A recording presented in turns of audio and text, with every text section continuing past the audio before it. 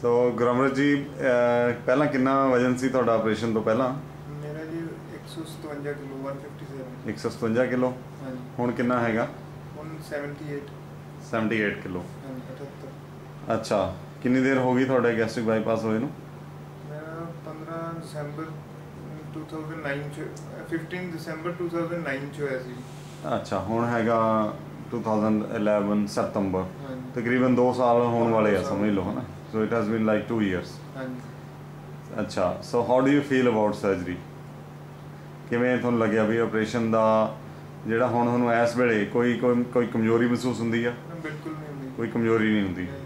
ਤੇ ਤੁਰਦੇ ਫਿਰਦੇ ਹੋ, ਆਪਣਾ ਕੰਮ ਸਾਰਾ ਕਰਦੇ ਹੋ? ਫੀਲਿੰਗ ਨਾਰਮਲ ਹੈ। ਨਾਰਮਲ ਫੀਲਿੰਗ ਆ? ਕੋਈ ਰੋਟੀ ਖਾਧੀ ਜਾਂਦੀ ਆ ਪ੍ਰੋਪਰ? ਅੱਛਾ, ਤੇ ਪਰ ਤੁਸੀਂ ਜਿਵੇਂ ਸਾਨੂੰ ਦੱਸ ਰਹੇ ਹੋ ਤੁਸੀਂ ਰਿਵਰਸ ਕਰਾਉਣਾ ਚਾਹੁੰਦੇ ਹੋ, ਆਪਰੇਸ਼ਨ ਖੁਲਾਉਣਾ ਚਾਹੁੰਦੇ ਹੋ। ਸੋ ਇਹਦਾ ਕਾਰਨ ਜਾਣ ਸਕਦੇ ਹਾਂ ਵੀ ਕੀ ਕਾਰਨ ਤੁਸੀਂ ਸਮਝਦੇ ਹੋ ਵੀ ਕਿਉਂ ਖੁਲਾਉਣਾ ਚਾਹੁੰਦੇ ਹੋ?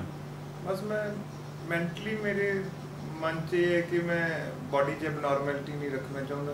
ਸੋ ਤੁਸੀਂ ਗॉड ਗਿਵਨ ਚੀਜ਼, ਗॉड ਗਿਫਟਡ ਉਹ ਵਾਪਸ ਉਹੀ ਲੈਣਾ ਚਾਹੁੰਦੇ ਹੋ। ਸੋ ਤੁਹਾਡਾ ਮਤਲਬ ਆ ਤੁਹਾਨੂੰ ਇਹ ਲੱਗਦਾ ਕਿ ਤੁਸੀਂ ਆਪਰੇਸ਼ਨ ਨੂੰ ਇੱਕ ਵਾਰੀ ਉਹਦੇ ਨਾਲ ਭਾਰ ਘਟਾ ਲਿਆ। ਹਾਂਜੀ। You have used it as a tool and now you want everything back।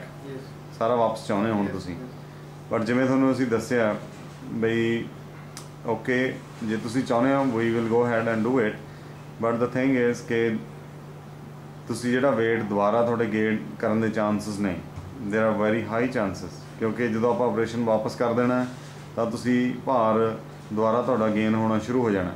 ਜਿਵੇਂ ਪਹਿਲਾਂ ਸੀਗਾ 160 ਕਿਲੋ 170 ਕਿਲੋ ਤੇ ਵੀ ਜਾ ਸਕਦਾ, ਯਾਨੀ ਜਿਵੇਂ ਦੀ ਸਾਡੀ ਜਿਹੜੀ ਐਕਸਪੀਰੀਅੰਸ ਕਹਿੰਦਾ, ਜਿਵੇਂ ਤੁਹਾਨੂੰ ਡਾਕਟਰ ਰਟਲੇ ਨੇ ਵੀ ਦੱਸਿਆ ਕਿ ਐਕਸਪੀਰੀਅੰਸ ਇਹ ਕਹਿੰਦਾ ਕਿ ਭਾਰ ਜਿਹੜਾ ਹੈਗਾ ਪਹਿਲਾਂ ਨਾਲੋਂ ਵੀ ਜ਼ਿਆਦਾ ਵੱਧ ਸਕਦਾ ਜੇ ਆਪਾਂ ਇਹਨੂੰ ਖੁਲਵਾਉਂਦੇ ਹਾਂ ਬਿਨਾਂ ਵਜ੍ਹਾ ਤੋਂ।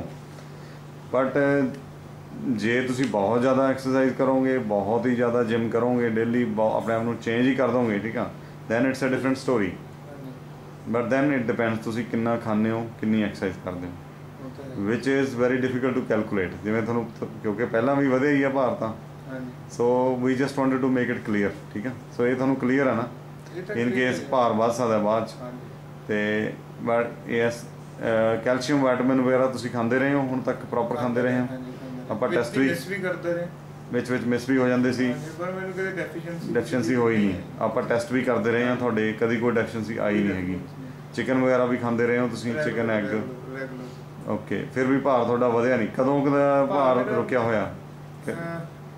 80 ਕਿਲੋ ਤੇ ਕਦੋਂ ਆ ਗਿਆ ਸੀ? 80 ਕਿਲੋ ਮੇਰੇ ਖਿਆਲ 3-4 ਮਹੀਨੇ ਪਹਿਲਾਂ ਆ ਗਿਆ ਸੀ। ਓਕੇ ਓਕੇ, ਇਹਦਾ ਮਤਲਬ ਆਪਰੇਸ਼ਨ ਤੋਂ 1.5 ਸਾਲ ਤੇ ਆ ਕੇ ਉਸ ਤੋਂ ਬਾਅਦ ਹੁਣ ਕੋਈ ਖਾਸ ਕੋਈ ਫਲਕਚੁਏਸ਼ਨ ਨਹੀਂ ਹੈ? ਅੱਛਾ। ਉਸ ਤੋਂ ਬਾਅਦ 80 ਕਿਲੋ ਤੇ ਆ ਕੇ ਉਸ ਤੋਂ ਬਾਅਦ ਵਿੱਚ ਦੀ 2 ਕਿਲੋ ਵੱਧ ਗਿਆ ਸੀ। ਅੱਛਾ ਅੱਛਾ, ਇਕੱਠਾ 6 ਕਿਲੋ ਫਿਰ ਘਟ ਗਿਆ। ਜਿਵੇਂ ਅਸੀਂ ਤੁਹਾਨੂੰ ਦੱਸਿਆ ਕਿ ਜੇ ਤੁਸੀਂ ਕੁਝ ਵੀ ਨਾ ਕਰਾਓ, ਤੁਸੀਂ ਵੇਟ ਕਰੋ, ਤਾਂ ਵੀ ਤੁਹਾਡਾ ਭਾਰ 10 ਕਿਲੋ 15 ਕਿਲੋ ਹੌਲੀ ਹੌਲੀ ਵੱਧ ਸਕਦਾ ਆਪਣੇ ਆਪ ਵੀ, ਜੇ ਤੁਸੀਂ ਉਵੇਂ ਦੀਆਂ ਚੀਜ਼ਾਂ ਜ਼ਿਆਦਾ ਮਿੱਠੀਆਂ ਚੀਜ਼ਾਂ ਖਾਂਦੇ ਰਹੋ, ਜ਼ਿਆਦਾ ਪ੍ਰੋਟੀਨ ਐਨਰਜੀ ਵਾਲੀਆਂ ਚੀਜ਼ਾਂ ਜ਼ਿਆਦਾ ਖਾਂਦੇ ਰਹੋ, ਠੀਕ ਆ, ਕੋਈ ਵੀ ਐਕਸਰਸਾਈਜ਼ ਨਾ ਕਰੋ, ਠੀਕ ਆ। ਪਰ ਤੁਸੀਂ ਫਿਰ ਵੀ ਕਰਾਉਣਾ ਚਾਹੁੰਦੇ ਹੋ? ਫਿਰ ਵੀ ਬਸ ਸਿਰਫ ਤੁਹਾਨੂੰ ਦੱਸਿਆ ਨੈਚੁਰਲ ਚਾਹੁੰਦੇ ਹੋ। Okay okay, there is a logic in that. Okay, doctor ਰਟਲੇ ਨਾਲ ਵੀ ਗੱਲ ਕੀਤੀ ਹੈ, ਜੇ ਵੱਧ ਗਿਆ ਤਾਂ ਦੁਬਾਰੇ ਫੇਰ ਕਰਵਾਉਣਾ। ਠੀਕ ਹੈ, so nice of you. Look, we are concerned about you because you are so nice patient, and our relation is such that we love you, so we don't want to do anything wrong to you. So that is why because surgery is surgery, any surgery has got its own risks, so always we want to avoid any ਜੇ ਕੋਈ ਵੀ ਫालतू surgery ਆਪਾਂ ਚਾਹੁੰਦੇ ਹਾਂ ਵੀ ਕਿਉਂ ਕਰਨੀ ਆ, ਠੀਕ ਹੈ।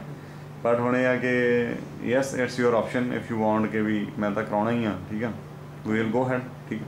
Okay, all the best, thank you.